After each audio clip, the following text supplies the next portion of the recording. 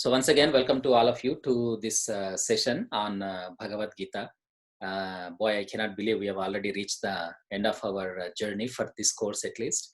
So let's begin with the chants as usual. So please sit straight wherever you are and bring your palms together near your heart. And I might keep my eyes open just in case anybody else shows up. But you please go ahead and close your eyes. Take a deep inhalation for a chant of Om. Om.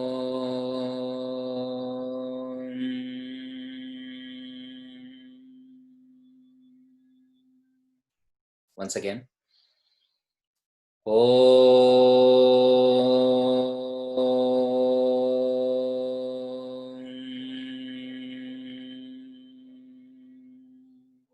Once more.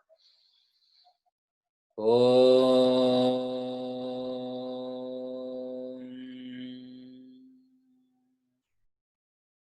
Please repeat after me.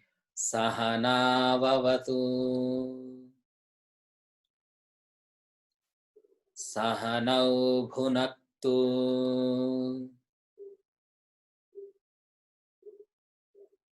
Sahaviryam. Karavavahai. Tejasve. Navadhitamastu. Ma vidvishavahai. Om Shanti Shanti Shanti. Meditation on Bhagavad Gita. Parthaya Pratibodhitam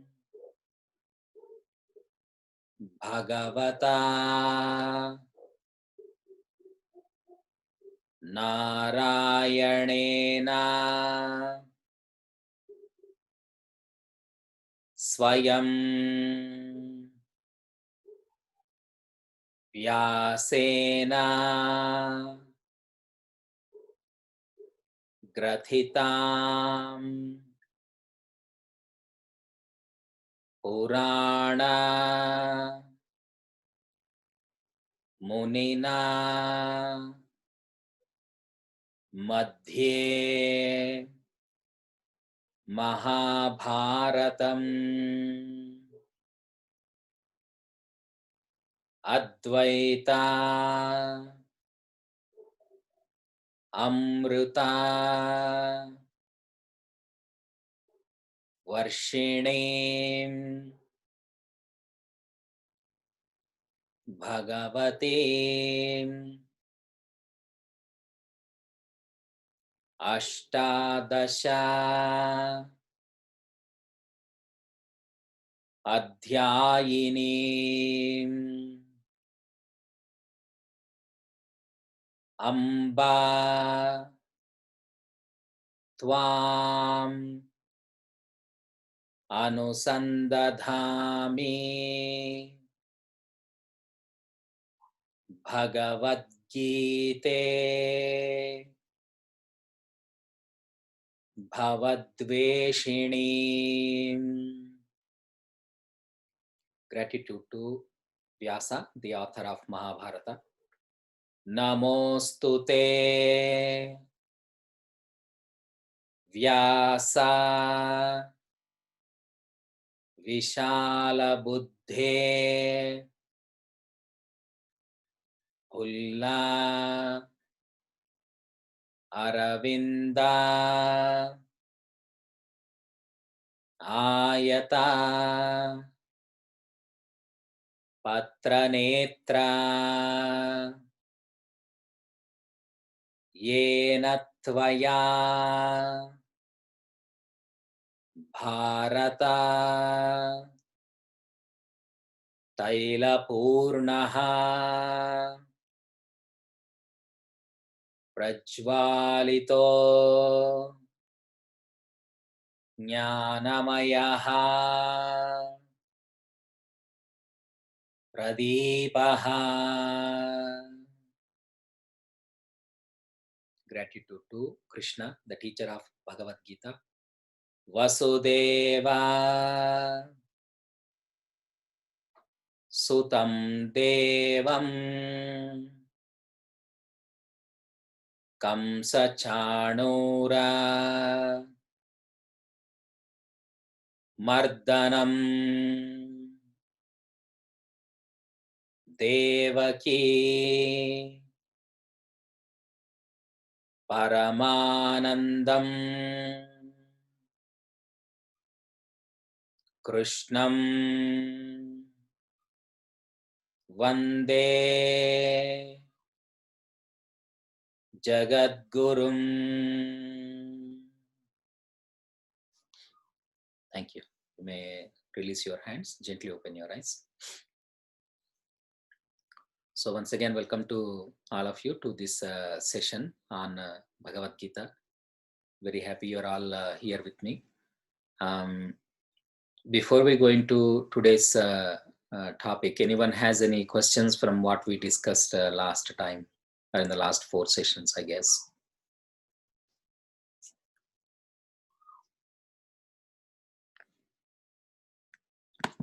Okay, all right.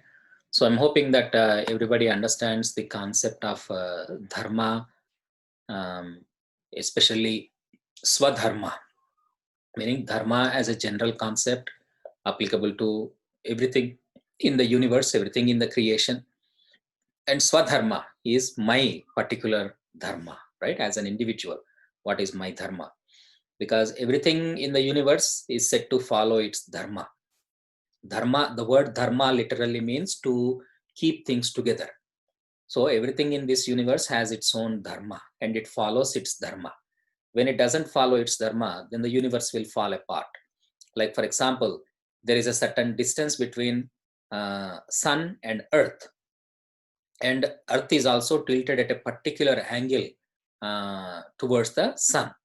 So there is a particular orbit within which earth is revolving around the sun, and because earth is sticking to this particular orbit, this particular path in its journey around the sun, life becomes possible on this planet.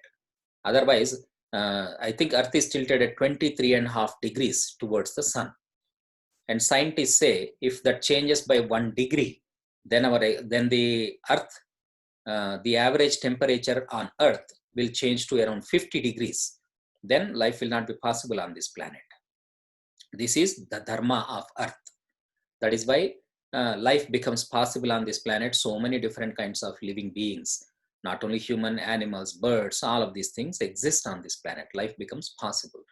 So similarly, moon has its own dharma. Moon reflects the light of the sun. So because of the reflection of light coming from moon, the internal growth within us is possible. We have 2 kinds of growth, internal growth and external growth. So for example, if you take trees, when you plant the seed, all the growth that happens is internal. That happens because of moon, not because of sun. But once the plant sprouts and the seed sprouts and comes out, becomes a plant and comes out of the earth, the visible growth of the plant, meaning what? The trunk growing, the branches growing, the flowers, fruits, whatever you can see outside the surface of the earth, that is governed by sun. But the plant also is growing deep within the earth in terms of its roots. The roots are spreading and they're going deeper. This is governed by moon, not by sun. So internal growth is internal, or invisible growth is governed by moon. This is the dharma. So like this, everything in this universe has its own dharma, follows its own principles, certain guidelines, which hold this entire universe together. If anytime the dharma is violated, then there will be destruction of the universe, right? Similarly, ocean stays within its limits. If ocean decides to break its limits, then the result will be a tsunami, lot of destruction. So that is violation of its dharma. Similarly, a marriage, right? Even human relationships are held together by dharma. The dharma is that we always try to keep people who are involved in relationship with us happy. We try not to backstab them. We try not to speak ill about them behind their back, right? So like this, there are certain guidelines, certain dharmas that we follow when we are in a relationship, whether it is friends or family or romantic, marital relationship, whatever kind of relationship it may be. Then that relationship is sustained because of those dharmas. On the other hand, if we are always talking bad behind our friends or family members, then that relationship will not last very long. Why? Because we are not following the dharma of the relationship. So everything in this universe, living as well as non-living, they all have their dharma. Fire burns, that is its dharma. Water wets, that is its dharma. Wind blows, that is its dharma. If air does not blow, air becomes still. What happens? Then we cannot breathe. Nobody can breathe. We will all die. So like this, everything, whether it is living, non-living, whether it is moving or movable or immovable, visible, invisible, everything has a dharma.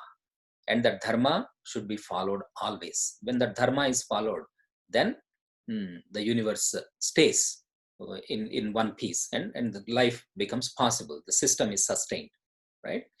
So even at corporate world also, if you are an employee, you have a dharma. You have a dharma to do your best in your job, not to steal money or property or anything else from the company that you are working for.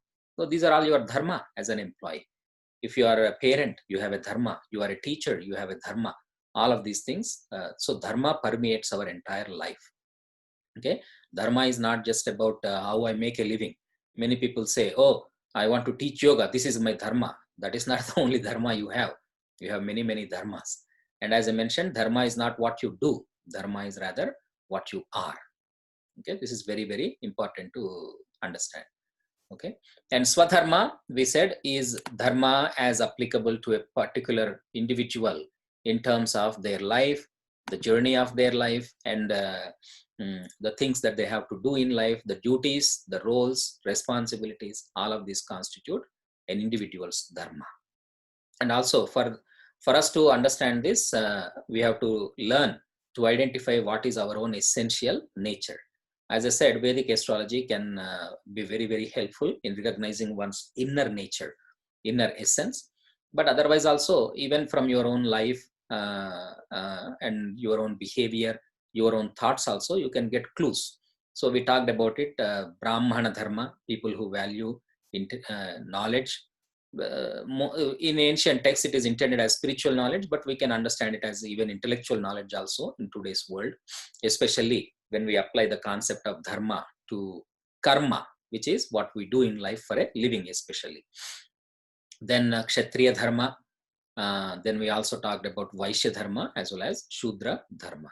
Okay, so Swadharma, Dharma, these are the concepts. Okay, any questions about these things so far?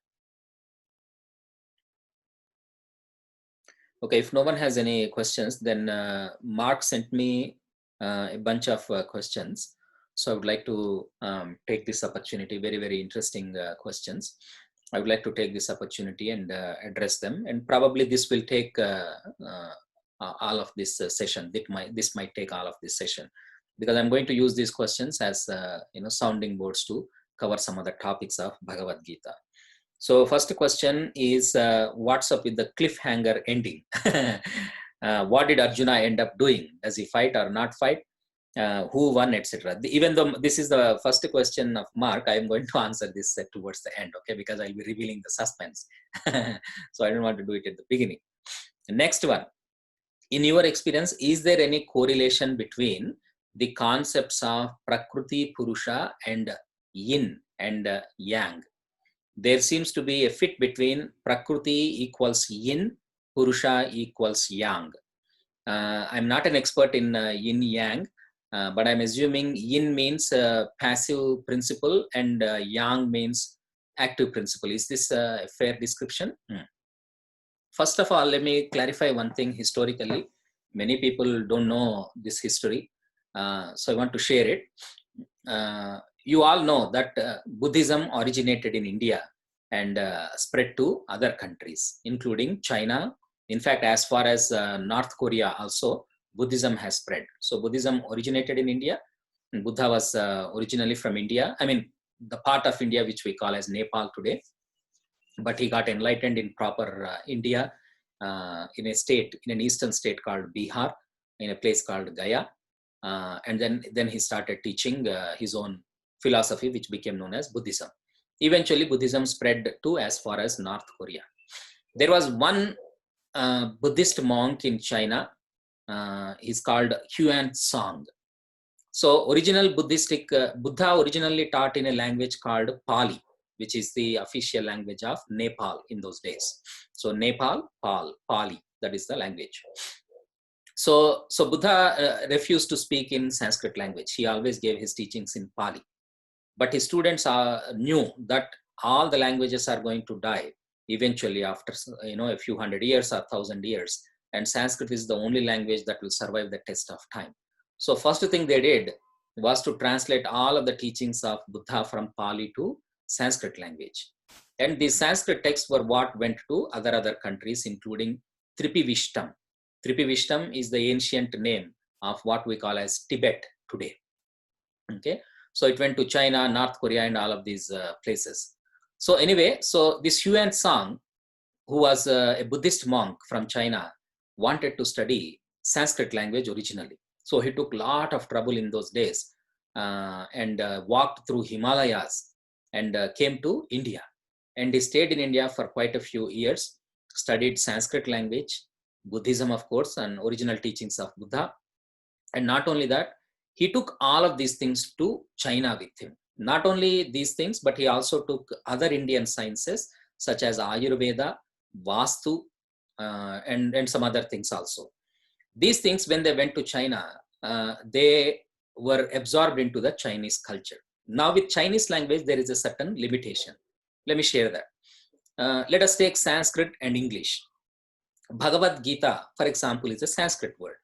But you can write the word Bhagavad Gita, you can spell the word Bhagavad Gita using English letters, right? Whereas in Chinese script, there is a severe limitation in the sense that Chinese script cannot be used to write foreign words. So if you want to write anything in Chinese language, then it has to be a Chinese word, cannot be a foreign word. So if, for example, we take a Sanskrit word like yoga, but we absorbed it into English and we spell it as Y-O-G-A, and we live with it. We don't need to learn how to write Sanskrit word yoga. We can write using English letters also Sanskrit words like this. That is not possible in Chinese script. Therefore, they have to literally create a Chinese word for every word that they would like to use in their system. So for example, prana is a Sanskrit word. They cannot use that word prana as it is in Chinese language. So they have to come up with a new word, chi. Similarly, prakriti, purusha, all of these concepts, every word has to be translated into Chinese, meaning they have to coin a Chinese word in order to be able to write it and spread the knowledge thereof. I go to China and teach in China. For every Sanskrit word that I use, they have a Chinese word, including I taught around 90 hours of astrology in China. For every planet, for every yoga that is mentioned in astrology, they have a Chinese word. Otherwise, they cannot write it. So this is how a lot of Indian concept. Vastu became Feng Shui. Ayurveda became the basis for traditional Chinese medicine. So like this, lot of Indian wisdom was absorbed into Chinese culture. Chinese words were created so that those concepts can be written down in Chinese language, etc. And that is why there is a lot of similarities between Indian concepts and Chinese concepts. Many modern Chinese themselves don't know this history because of the communism and the education system, which is severely manipulated by communist government there. Okay. Sorry, I'm on record. I don't want to say many things, many things along this line. But this is how there is a lot of similarities between Indian teachings and Chinese teachings. Okay. So strictly speaking, Prakriti, Purusha are not seen as active and passive principle within yoga philosophy itself. But in Tantra, there is active principle and passive principle. So in my opinion, it is more Tantra that is related to yin and yang. Okay. So in Tantra, we call them as Shiva or Shakti. And depending on, if you're looking at Shiva Tantras, they say Shiva is active, Shakti is passive. If you look at Shakti Tantras, feminine Tantras, They say feminine is active, male is passive, right? So it depends on which tantra you are looking at it. You are looking at. But in my opinion, yin and yang came more from the absorption of tantra into Buddhism, okay, rather than yogic relationship, prakriti and purusha. But I guess you can make that connection because it's not that radically different. But in my opinion, it is more tantra that gave birth to yin and yang. By the way, tantra was absorbed into Buddhism and it became a special sect of Buddhism known as, or a school of Buddhism known as Vajrayana. So Buddhism has a lot of practices of tantra within itself, especially the Buddhism practiced in Tibet and China. But in some cases, I feel that original Indian wisdom and their practices have been preserved more faithfully in China than in India. From the people that I have met, from the great masters that I have met in China and heard of in China, because India has unfortunately been subject to a lot of foreign invasions and influences and corruptions in the last 1000 to 1500 years. To some extent, China has been so too, but somehow it has been better preserved in China. So many times I go to China, I meet with masters and learn, okay, this is the Indian practice that has been lost in India, but is still preserved in China. I once met one gentleman. This gentleman has so much control over his pranamaya kosha, pranic energy. If you touch him, you will get electric shock. That is how much concentration of prana he has. I have only read about those things in Indian texts, but I have never met anybody in India like that. Not that I know every yogi in India, but just I'm saying. But in China, I met such a person. So this is the power of the Indian traditions that were preserved in China. Okay. Anyway, so I think that answers that question. Is there a relationship between gunas and doshas? So I think we briefly touched upon gunas, which are sattva, rajas, and tamas. Many of you are yoga students, so I'm assuming you do have at least a peripheral knowledge of sattva, rajas, and tamas. So the question is and the doshas are from Ayurveda originally. So there are three doshas, what shall I say, mind-body constitutions known as vata, pitta, and kapha. So the question is there a relationship between gunas and doshas? Yes, very much. Ayurveda explores the relationship between gunas, the sattva, rajas, and tamas, and the doshas. The relationship is sattva, rajas is associated, sorry, let me put it this way. Pitta is associated with sattva. Why? Pitta is fire element. Fire means light. Okay. And sattva means light. Therefore, pitta is associated with sattva. In fact, in all the constitutions, pitta people are considered as brilliant people, very, very intelligent people, powerful people, etc. Inspirational, motivational people. So pitta is associated with sattva. Then vata, which is responsible for all kinds of movements in our body, including movement of eyelids, movement of the circulatory system, the respiratory system. All of these movements, internal movements, are associated with vata. That is considered rajasic in nature. Okay, so pitta is sattva, vata is rajasic, then kapha, which is considered as the slowest moving energy, is associated with tamas. Tamas is the slowest moving or maybe even non-moving kind of energy. So kapha is associated with tamas. So that is the relationship. Okay. I don't want to go too deeply into this because it takes us into Ayurveda, but I would like to stay focused, but that is the relationship. Next one.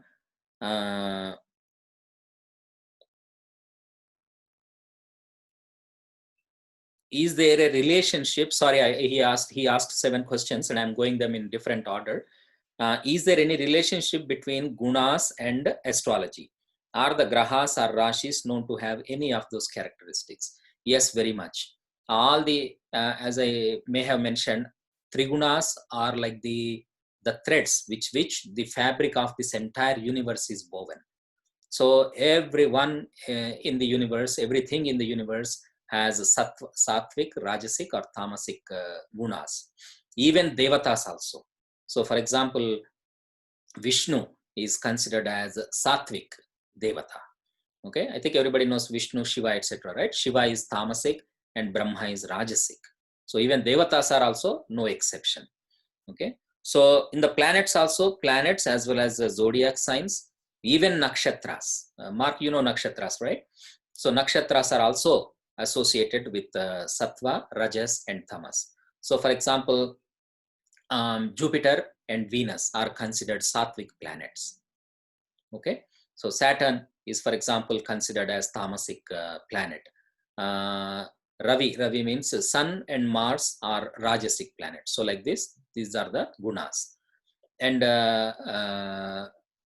zodiac signs, Cancer, Leo, Sagittarius, sorry, I'm forgetting the fourth one. These are considered as Sattvic zodiac signs. So zodiac signs also have these things. Planets I already covered. Nakshatras also have Sattva, Rajas, and Tamas is attached to them. So everything in the universe has those things. Okay. Next one. Perhaps this is attributable to the fact that I read translations, but I question some of the sensational language and imagery that the scripture conjures up.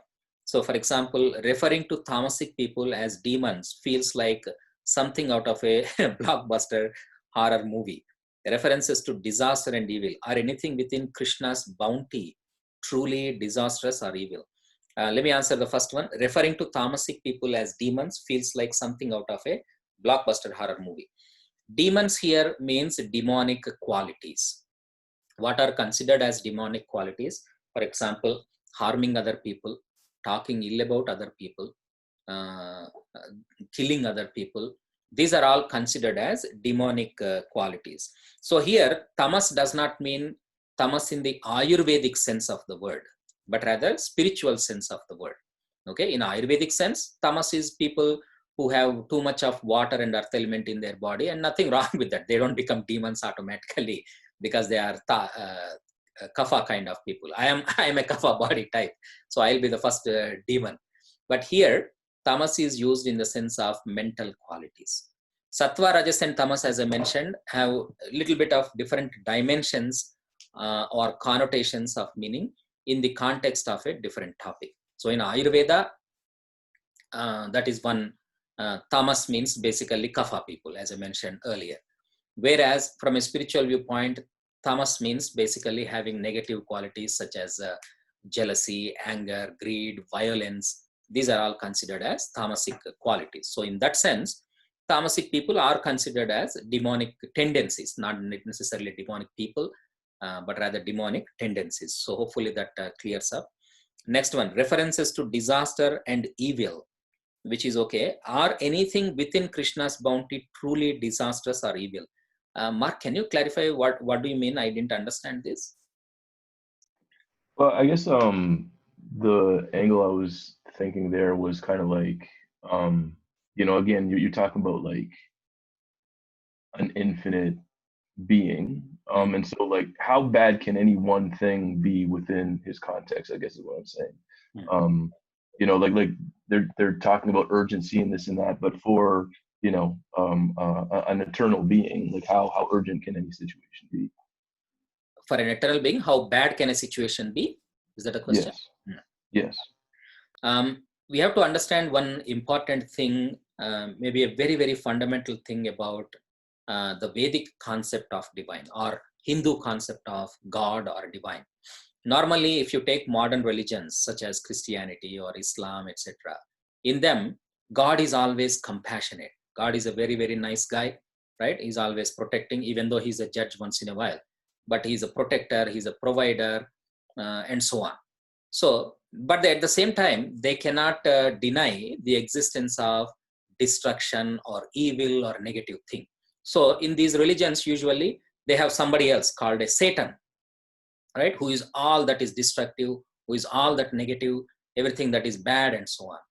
Whereas in Hindu or Vedic concept of the divine is both beyond good and bad. Okay, so divine is the root of both good and bad. So the divine is the one who creates this universe. Divine is also the one who destroys this universe. Okay, so both of them are there. There is no concept of a Satan or some negative energy which is almost as powerful as God, but is a destructive thing, right? So there is no concept of a Satan falling from grace. All of these kind of concepts don't exist. So the conception of God in Vedic philosophy is that, first of all, God is beyond good and bad. And also, second thing is that God is the source of both good and bad. Good and bad in the sense of destruction as well as construction, or creation as well as destruction, right? So the divine is also a benign. Divine has a benign aspect, very compassionate, protective, all of those things. But divine is also destructive. Why? So that the next cycle can begin. So, for example, Brahma is considered as the creator of the universe, and he is worshipped as God. Similarly, Shiva, who is considered as the destructive force, is also worshipped as God.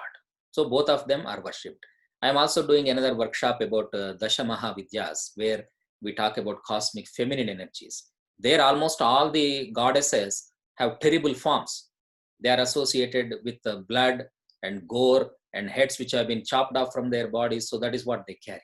So in Indian philosophy, God is both benign and compassionate, as well as terrible and ruthless at the same time. Okay, so, and I think, in my humble opinion at least, that is the right way to look at divine, because there's only one divine at the end of the day, right? There is to have a Satan who is almost as powerful as the divine is doesn't make sense, because if there is a divine, if there is a God, someone who is omnipotent, then there can be only one such entity. There cannot be two entities who are omnipotent, who can pull you towards both the sides. So divine is beyond good and evil, but he's also he's responsible for the creation as well as destruction of the creation. So in Bhagavad Gita, Krishna shows all aspects of his divinity: the constructive aspects, the creative aspects of his divinity, the preserving aspect of his divinity as the creator of dharma, and advocates that Arjuna should follow his dharma and so on. But he also, in one chapter known as Vishwarupa Sandarshana Yoga, I think this is the 10th chapter or something, I don't remember exactly. But in this chapter, Krishna also shows his destructive form, because divine, see, ultimately at the end of the day, good or bad, everything is to some extent or the other interpretation of the mind, right? Both creation, destruction are interpretations of the mind. In the universe, there is neither creation nor destruction, strictly speaking, right? This is our emotional viewpoint. Oh, somebody died. Oh, that is a bad thing. But that is the journey. That soul has to go on. Old leaves have to fall so that new leaves can be formed. So when we accept everything as part of the journey, part of the creation, then strictly speaking, there is neither construction, creation nor destruction. So Krishna, or the divine, as the form of time, ultimately time is the destroyer of everything, right? Everything is born in time, exists in time, and dies in time. That is how the creation works. So Krishna shows his cosmic form, where there is a lot of destruction happening, Armageddon kind of things happening, and Arjuna gets a little bit scared because he's a human, so he cannot handle that. He says, oh, please don't show me all of those things. Please become a regular guy again to me, right? So like this, the idea is that we have to expand our vision to include both construction or creation as well as destruction. When we include those things, all of these things will make sense. So hopefully that that answers your question, even though it was a long-winded answer. If there is any other aspect that I have not addressed, please feel free to ask.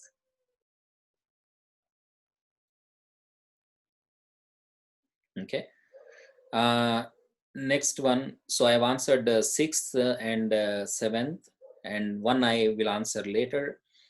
2 I have answered, 3 I have answered. 4th one: why is Krishna so invested in this situation? Okay, it does make for an interesting story, historical reference to set as a baseline to deliver the lessons. But Krishna would still be Krishna whether or not Arjuna took heed to the lessons or not. Examples that come to my mind are in chapter 2. Krishna seems almost mean in his dialogue towards Arjuna.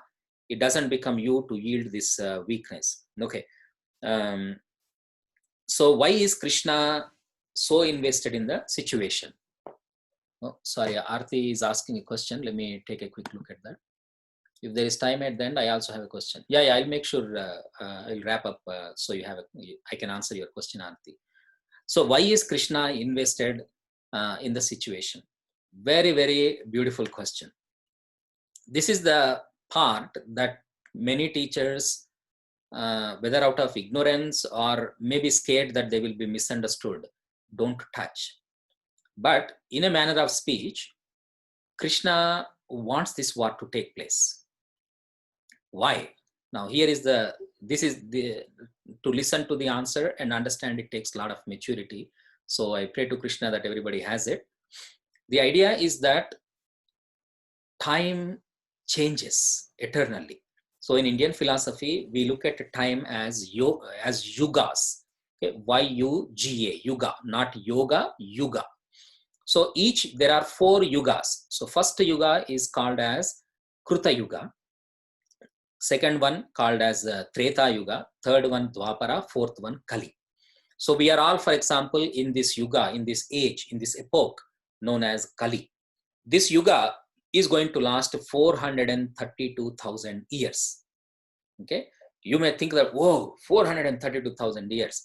But if you look at cycles of time, evolution of species, etc., 432,000 years is nothing. Okay, I won't go into the logic behind these calculations because you need to understand astrology and some deeper spiritual truths also. But I'm just sharing some at least surfacial level information with you for this. So 432,000 years is what Kali Yuga lasts. In Kali Yuga, the dharma of Kali Yuga, meaning the characteristics, the nature of Kali Yuga is that there will be a lot of crime, a lot of confusion, okay? Crimes against women, crimes against animals, killing animals unnecessarily for one's pleasure, okay? Not understanding the scriptures. So lot of confusion. This is considered as the iron age in all the 4 ages. The first age is considered as the golden age. That is the age when rishis lived and existed, and all the Vedic knowledge was originally received by them. Then Treta Yuga, which comes next, is a little bit in the Kruta Yuga, the first yuga. It is called golden age because everybody used to be morally, ethically perfect. Everybody used to follow their dharma. So, meaning in modern terminology, let me say crime rate was maybe 5%. That's it, right? 95% of the people used to be good people, simple people, like that. Next comes Treta Yuga, where maybe 10% negative tendency in the human mind, in the human beings, 90% still great. Dwapara Yuga, third yuga, is when the Mahabharata and all of this story took place, Bhagavad Gita teaching, etc. This was the time when probably good and bad were 50-50%. But still, the fact was that, and this is a fact, okay, and the fact was that human beings still were extraordinary in those days. They were very high in their moral as well as ethical stature. Consequently, even physically also, in those days, 6,000 years ago, I'm talking about, human beings used to be on an average 8 to 10 feet tall. They used to live up to 120 years and even push to maybe 150. I think all of these I covered a little bit in the first session. That was a different epoch. Lifestyle was different. Everybody had clear minds. Nobody was thinking of cheating each other and stuff like that, except these, the bad guys that we looked at. So like this was the situation. So therefore, some people were really extraordinary. People like Bhishma, who could not be killed. It is not a fictional story. It is true. It symbolizes the power of brahmacharya, actually. Anyway, I won't go into all of those things. So now the time was that after this Dwapara Yuga, next thing that was going to come was Kali Yuga. In Kali Yuga, nobody has any extraordinary powers. We are all reduced to mere human beings. That's it, right? Not extraordinary beings that were looking like human beings in those days. So one of the reasons of Krishna's incarnation was to make sure that this transition happens from the Dwapara Yuga, which still had some extraordinary people, to Kali Yuga, where everybody is like just a regular human being. So in a manner of speech, he wanted that war to take place so that all these extraordinary guys are gone, right? That was, in a manner of speech, once again, that was his investment in this war. Okay. Again, this may think that what, Krishna wanted a war? How can the divine God want a war? Well, as I said, divine is not only responsible for creation, but is also responsible for preservation and destruction also. So this is the flow of time, that at one time human beings used to be morally, ethically perfect, then it's all downhill from there. And this downhill journey is going to continue for another 427,000 years, because we are hardly into the 5,000th year of this Kali Yuga. Actually, the Kali Yuga really began on December 26th or something of 2019, when there were 6 planets in one zodiac sign. And from then onwards, this coronavirus, etc., started picking up steam. Even though it began earlier, that's the date when corona started picking up steam all around the world. So according to ancient yogis of India, we are going to see a lot of these things coming now. Life is not going to be easy. Why? It is our own causing. We are not respecting nature. In those days, they used to respect nature. They used to respect animals, not kill them for food. Okay, so but we are disrespecting nature now, so consequently all of these things will continue to happen. So Krishna is invested for 2 reasons. One is preservation of dharma. Ultimately, what the 100 brothers are doing is not right, so he needs these good people to fight them. And the star warrior on behalf of the good people, Arjuna, is saying, oh, I want to become a monk, I want to go do Om Namah Shivaya meditation under a tree. Then who is going to fight the bad people? Right? So the idea is, when evil threatens the world, good people have to stand up, right? In America, you see what is happening, right? Because of the, the negative things done by a few police people are standing up. Somebody has to stand up, right? I know it has a lot of political thing. I don't want to bring that into this, but good has to stand up against evil. That is essential. This is the message that Bhagavad Gita is sending us. And secondly, there is this larger scheme of transitioning. Krishna came to oversee the transition from where there were extraordinary people to all ordinary people. That's it. So in the war, actually, and so hopefully that that gives a perspective on the question. Secondly, Krishna seems almost mean in his dialogue towards Arjuna. It doesn't become you to yield this weakness. So Krishna does say, Klaibyam masmagamaha partha naitatva yupapadyate shudram hrudaya daurbalyam tyaktvottishta parantapa. This is what Krishna says. Krishna says to him that you are not behaving like a man. Stand up like a man and fight. So yes, from a certain perspective, it might look like a little bit mean. But I think Krishna wanted to set some fire under Arjuna's ass so that he stands up and picks up the weapons. Because Arjuna literally throws away his weapons. He's a warrior. He cannot do that. He's supposed to take the weapons and lay down his life happily and protect the people who cannot fight for themselves. Instead of that, he's like throwing away weapons and, oh, he's my cousin, I don't want to fight him. Oh, this is my uncle, I don't know. All of these things. Then what about all the millions of people who are going to suffer tomorrow under the ruling of the bad guy? If you don't fight him today and put an end to this thing, then you will be responsible for the consequences, right? If you are not fighting the evil. So Krishna does want to maybe set some fire under Arjuna's ass, so probably he says things like that. But then he eventually calms down, and then he does say some nice things to Arjuna too. Okay. So I think that answers 4th question. 3rd question I've answered. 2nd also I've answered. So that leaves only one question to be answered, which is the cliffhanger thing. But let me take Arati's question, and then I will conclude with the answer to your first question. Arati, please share your question with us. Maybe you can unmute yourself. Can you hear me? Yeah. Okay. My question is about the last lecture, the 4 dharmas. How closely tied is your family to which dharma you are born into? Your family, your community, your ancestry. And can you answer that in the context of how the dharmas have maybe been politicized, if you can, in India over the recent history? Okay.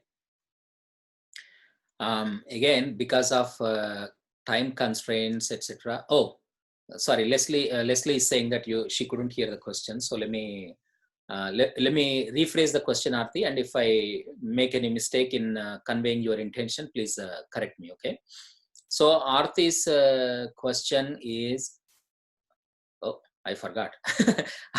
Aarti's question is that, how is this dharma tied to family traditions?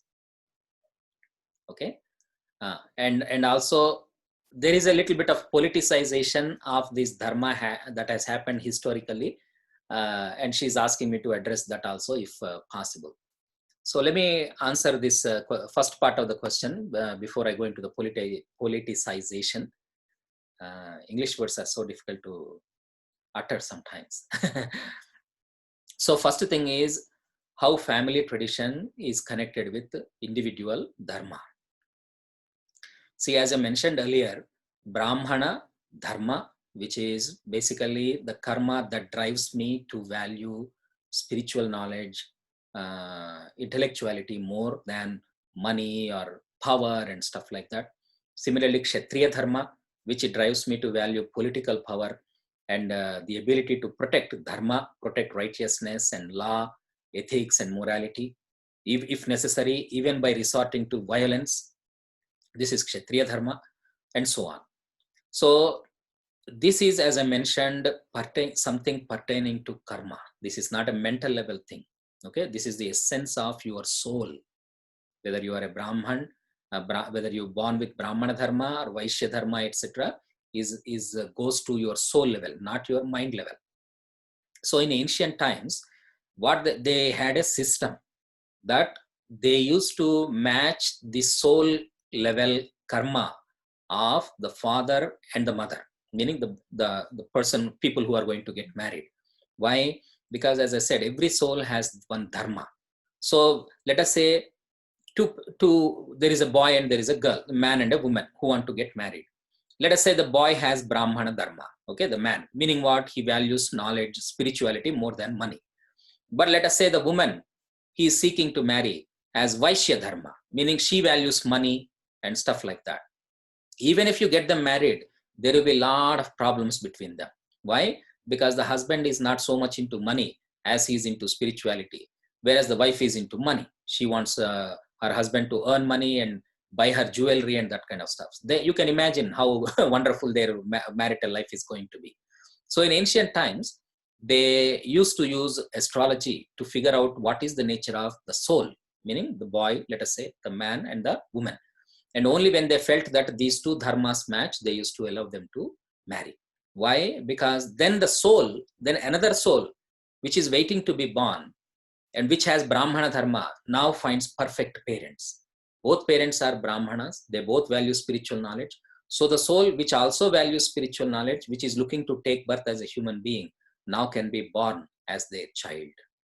Then the entire family will work in such a way that both parents are into spirituality, the children are into spirituality. There will be no conflicts in the, even at a physical level, there will be no conflicts in the family members. And the father, whatever intellectual or spiritual pursuits the parents used to do, the son would be, or the child would be naturally inclined to continue that. So this is how it becomes life becomes easy, right? Parents, children, their mentalities are same. They all have same values, value system, culture, etc. Then it continues. But if there is a difference between the parents, then there's a mixed dharma, then the child who is born will be confused, right?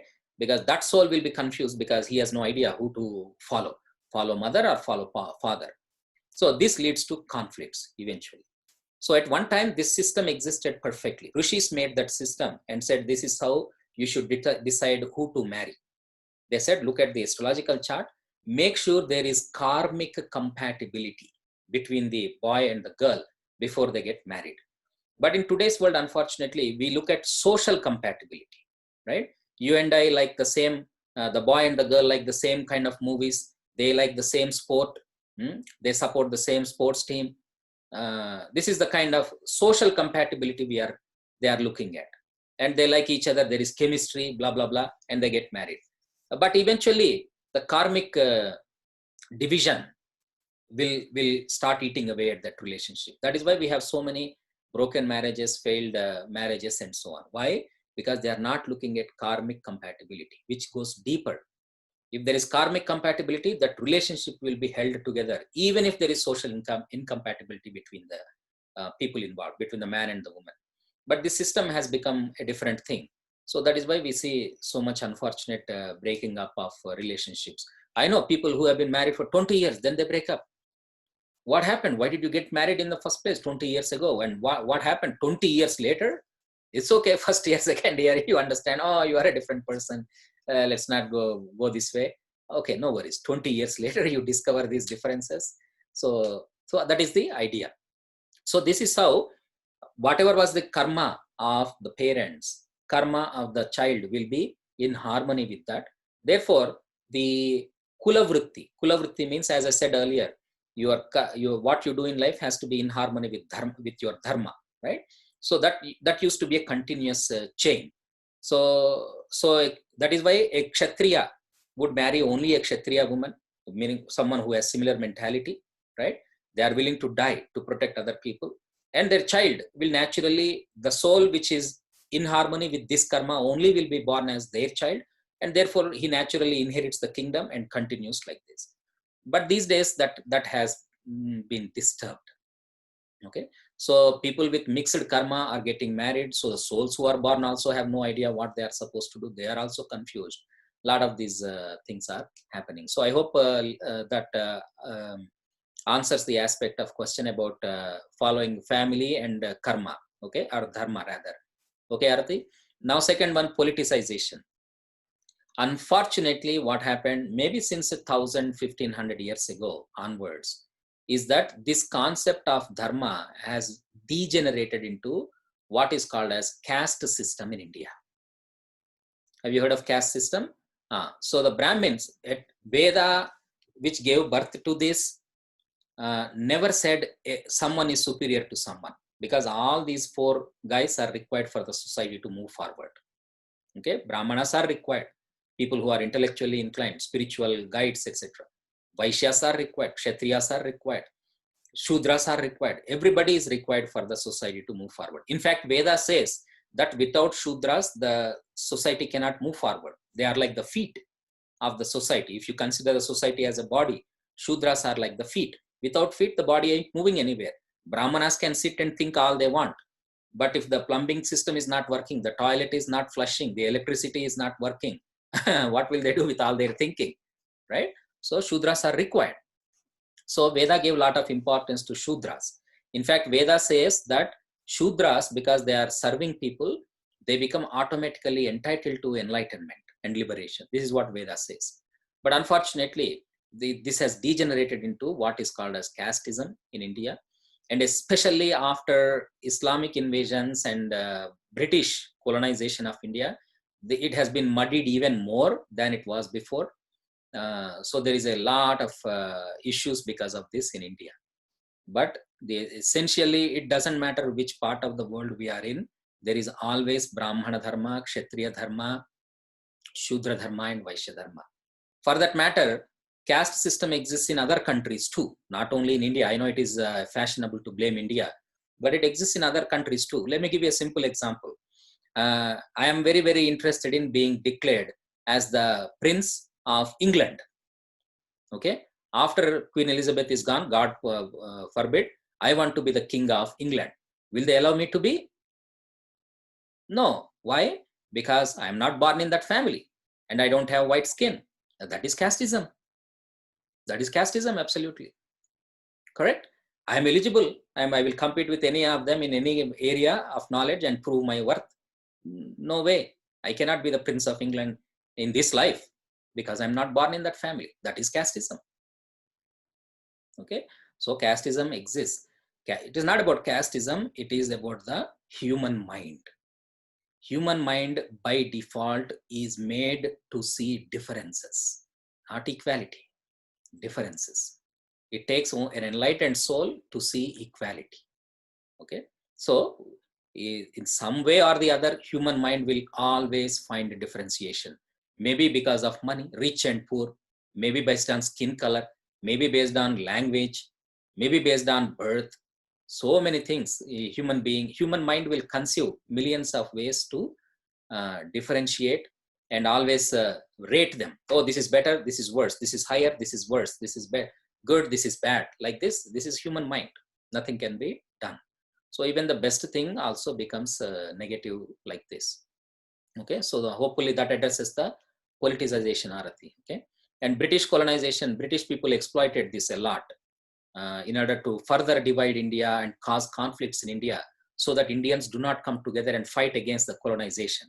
So they gave lot more importance to casteism than Indians do actually. I grew up with all kinds of friends. We never had any issues. But when we read about these things in the textbook, we are surprised. Who wrote this textbook? Who wrote this thing like this? It is so not true. In our real life, it is not at all true. So anyway, is that okay, Aarti? Is she there? Yes, thank you so much. My family has said the similar things as you, that it's not like that it's not like that in our family and lineage, but somehow that's what is being shared. So thank you for explaining it so well. No worries. Thank you. So last question from Mark, I will answer. Sorry, I may go just 2 or 3 minutes over the time, but I'll try to wrap this up very quickly. What did Arjuna end up doing and who won? Okay. I will let you all take a guess. What do you think Arjuna did? Anybody can guess? Just he fought. Huh? He fought. He fought? How do you know that? Because I can't see him not fighting at this point. That's true. But I actually gave the hint already. Kind of like that movies, Sixth Sense movie. I said this is the 9th day of the war, right? 9th day of the war, that Sanjaya, the personal assistant of the blind king, comes to him and says, hey, I want to know what happened in the battle. So it is 9th day of the battle, means Arjuna obviously decided to fight, right? So anyway, also to, Mark is also asking another question. Sorry, this I forgot to answer. Krishna, where is that? Mark says, related to the above, the way the story is told, I get a feeling of an ego from Krishna. He seems very passionate and almost alarmed at times during the telling of the story. The translation I read, both are suggestive of some sort of pride of his powers and capabilities. He doesn't waste any opportunity to talk about how great he is, meaning Krishna is, right? If I had a student and spoke like that, I have a low degree of confidence that my lesson would resonate. Are there any references to Krishna's effectiveness as a teacher or communicator? I like these questions, Mark. So anyway, Krishna teaches a lot of wisdom to Arjuna, right? And at the end, and it is true that during the course of his teaching, Krishna does encourage Arjuna to fight. 2 or 3 times he says, Tasmatva Muttishta Yasholabhasva, meaning, therefore you should take up, you should fight and, become famous. Famous in the sense, at least you stand up for yourself, right? So he does encourage Arjuna once in a while throughout the teaching to fight. So, but at the end, Krishna says, Iti te jnanam akhyatam guhyat guhyataram maya vimrusyaita daseshena yathechasi tathakuru.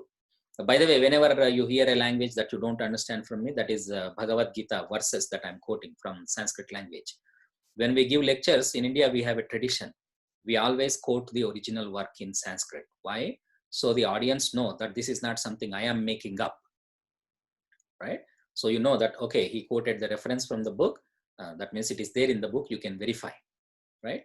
So please don't think I'm showing off by saying things in Sanskrit to you, but I'm just following the tradition of quoting the original, so audience can rest assured that I'm not making this up and it is there in the original book, original text. So what Krishna is saying is, Arjuna, I have taught you everything that I wanted to teach you. Now, Vimrusya is the daseshena, meaning you think well about what I taught you, and yathechasi tathakuru. Do what you want to do. Krishna, he does encourage 2-3 times during his lecture to Arjuna to fight, but at the end of the day, he leaves it to Arjuna. He says, it's up to you. You want to fight, fight. Don't want to fight, don't fight, right? But Arjuna sees the fact now. Before his emotions have clouded his judgment, he's thinking, oh, this is my cousin, this is my uncle, how can I fight them? Now he realizes that it is not about his cousins versus himself, but rather what he stands for and what they stand for. That is the higher level picture he was missing earlier. He was thinking, he was making it personal, emotional. Krishna, all Krishna did was to remove that emotions, because emotions often cloud our judgment. So then Arjuna now is able to see the big picture, that it's not about him and his cousins, but rather it's about what he stands for and what his cousins stand for. So once that clarity comes to his mind, then he has no compunction, he has no problem. Then he is very clear. And he says to Krishna, Nashto mohaha smrutir labdhva, meaning now my illusion is gone, my attachment is gone. Now I realize that it's not about me versus my cousins, but it's rather good versus evil. And so he picks up the arms and he fights. But unfortunately, so actually the good people's army is almost half of that of the bad people. But still, good people manage to win. So Arjuna manages to win the battle. I mean, this is, I missed the certain things I didn't tell you in the Mahabharata story. But even before this war, Arjuna actually fights with all the Kauravas single-handed one time, and he almost defeats them. So it's not like he's not capable of that. So he just does that same thing again. But the victory to the five brothers proves to be a Pyrrhic victory. I don't know if you know what's the meaning of a Pyrrhic victory. Pyrrhic victory means where it costs as much to win as to lose, right? Because at the end of the day, they end up killing each other. The only survivor from this war, I mean male survivor, I mean, because women were not involved in the war, was Arjuna's grandson. Arjuna's daughter-in-law was actually pregnant with a baby. The bad people tried to kill even the baby also, but Krishna protects the baby. So at the end of the day, all the people die, extraordinary people on both sides die. The only survivors, again, male survivors, were the five brothers and the unborn child, grandchild of Arjuna. So they are not very happy about winning the battle and winning the kingdom. Why? The people who they would rather share these things with are gone, right? And they killed themselves. So anyway, so they wait until the grandson is born, and they make him as the king, and all the five brothers retire from the kingdom, in fact, from their life itself. So this is how the book ends. So the good people win. Arjuna does decide to fight, and the good people win, and that's how the story ends. Now it's almost 5 minutes about, let me quickly recapitulate the inner meaning behind this. The five brothers represent basically our sense faculties, our ability to see, hear, touch, taste, etc. Krishna symbolizes yogic wisdom. Krishna is on their side, even though he's not directly involved in the war. So when our five senses are mastered with the help of yoga, that is where success is going to be. On the other hand, the negative guys, they represent the 10 faculties that we have, which is the faculty to see, touch, taste, etc. Feet, hands, organs of reproduction, excretion, and tongue as an instrument of speech. So these are the 10 things that we have, 10 faculties that we have. And these 10 faculties are not governed by anything. They have no morality, no ethics. Therefore, they run wild in 10 different directions. So 10 into 10 is 100. That is the symbolism behind the negative guys being 100. This is the part that is complicated to understand about Mahabharata, and many people fail to convey this.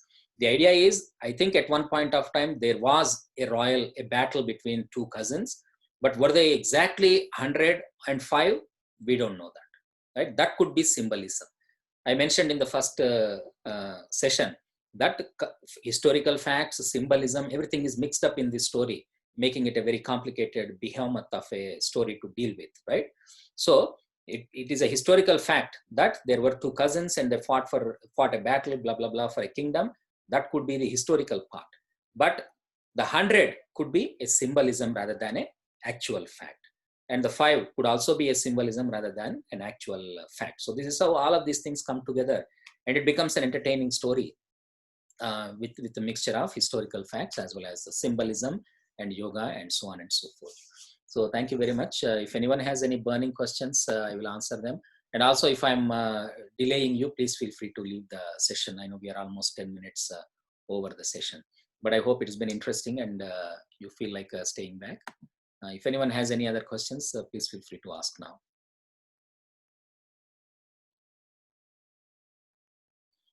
Okay, so it looks like there are no questions. So thank you very much for your participation and doing this journey with me. Thanks to all of you. I have a chance to relive all of these things and share this wonderful story as well as teachings with you. So I sincerely thank all of you for joining me on this wonderful journey. And then, yeah, we will see how to continue this journey. Maybe, let me think about that. Okay, thank you so much. And as usual, I'll send you the recordings. Please feel free to watch them again. I will keep the recordings active for at least 1 week. So please make sure that if you'd like to rewatch them, please watch them again. Okay. Thank you so much. Great. Thank you, Ram.